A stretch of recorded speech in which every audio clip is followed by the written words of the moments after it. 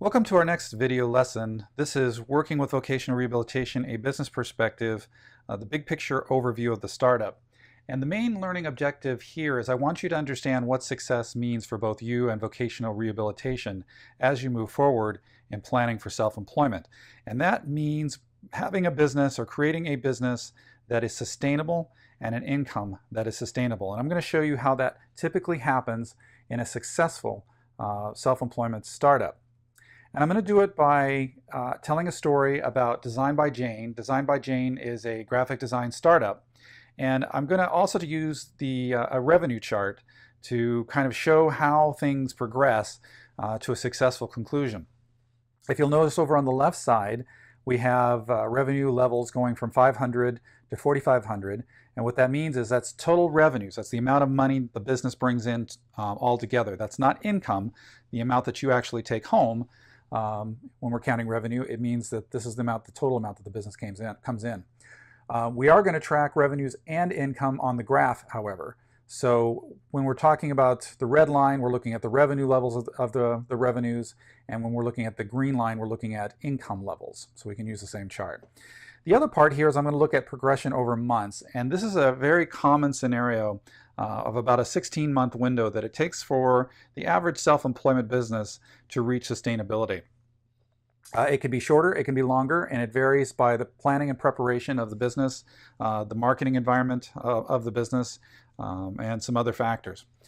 The last thing I want to note here before we get into the story is what's called the break-even point. Break-even is when revenues equal expenses. It is the point when, if a business passes this revenue-wise, the business is now considered to be sustainable. And that's where you want to be. You want to have a business that is above this line with your business revenues. So let's begin the story here, and I'm going to start with the first 3 months of Design by Jane. And what happens here is Jane is now implementing her business plan, and more specifically, her marketing plan. So she's offering several products, she's doing logos, she's offering a website design and some other services. She's getting the word out through brochures and website and business cards, networking, word of mouth, and so forth. And she's not sure exactly what's really going to connect with her customers, so she's really trying things out for the first time. And because of that, you'll see that revenues are really pretty low and doesn't seem to be really going anywhere. There's no real discernible trend in this. And you'll notice also that income is nothing. She's not taking a draw, if you will, on her check. This is what the typical early stages of a business looks like. Later on, we're going to talk about the need for working capital. And working capital is what you need to have to cover business expenses. It's really this gap between, this upper point here and down below. This is the bills that need to be paid and the money that needs to come in and pay them. And something needs to help with that, and it's typically an outside pool of capital. But in terms of what Jane's learning is she's learning now about her customers, and she's learning about how to reach them and how to communicate with them. And because of that, revenues aren't very good. But here's the thing, Jane is pretty clever about tracking the results of her marketing tactics, if you will.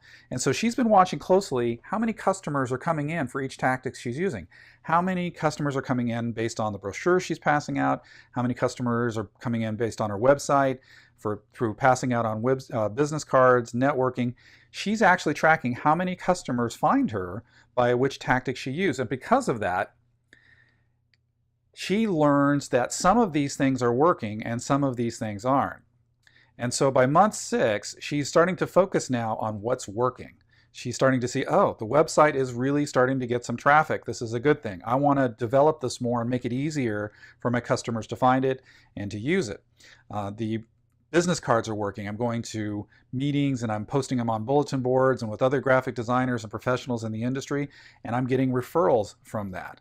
So she's learning about what's working, and because of that, those methods are bringing in additional customers and additional revenues. And things are going well enough now where she can actually start to create income. She can take a draw. She's starting to feel confident that even though she's got a little ways to go here from where she's at to get to that break-even point, the trend is looking like she's going to get there. Now, you may disagree with that, and that's your choice. I think it would be a conservative one to say no income at this point. But for some people, going 6 months without a paycheck is hard to do.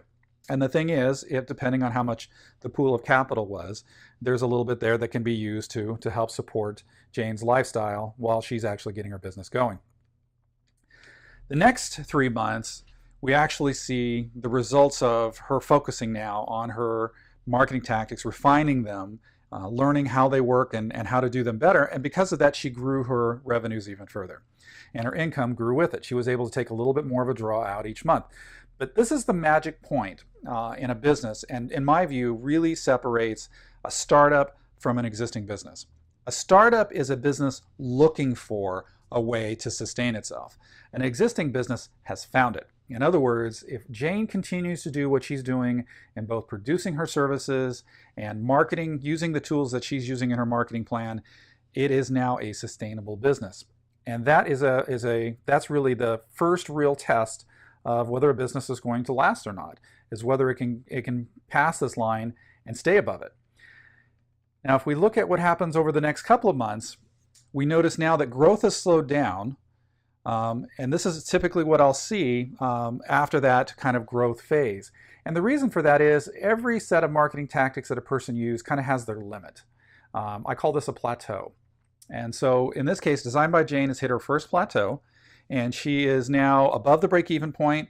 She's getting busy. She's not spending as much time on marketing, but her marketing tactics are still bringing in customers. She's still connecting, and things are still going well.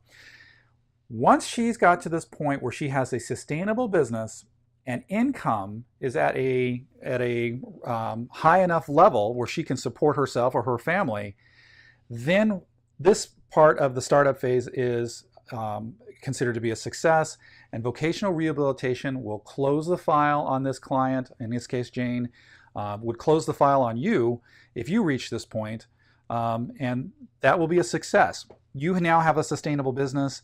Vocational rehabilitation has helped you to create a sustainable income. That is really where you two are aligned. Your goals and vocational rehabilitation's goals, they want you to have an income that you can live from indefinitely. And your goal is to create a business that can make that happen. So the relevance of this now is, how can you make this happen with vocational rehabilitation's help? They're going to take you through these steps that we're going to discuss in these next modules: feasibility and business plan and implementation. How can you best use that and focus your decisions and your energy and the actions that you take to make this happen? That's really the key, is to know this is where you're going. And so everything that you do from here on, when you start your feasibility study, if you're approved to start a business plan and to implement and launch your business, it's really all about, how do I get to this finish line? How do I get to a point where revenues exceed my expenses and I have a sustainable income? And it comes through planning and the acquiring of specific resources that you're going to need to do this. So with that in mind, you now have a frame of reference to use for all the modules that follow. You know what the purpose of each step in the process is going to be. It's all about the question of whether or not your business is going to get to this point. If it looks like it will, if there's enough evidence that it will, vocational rehabilitation will support you. If it does not, then they will recommend that you take another course of action.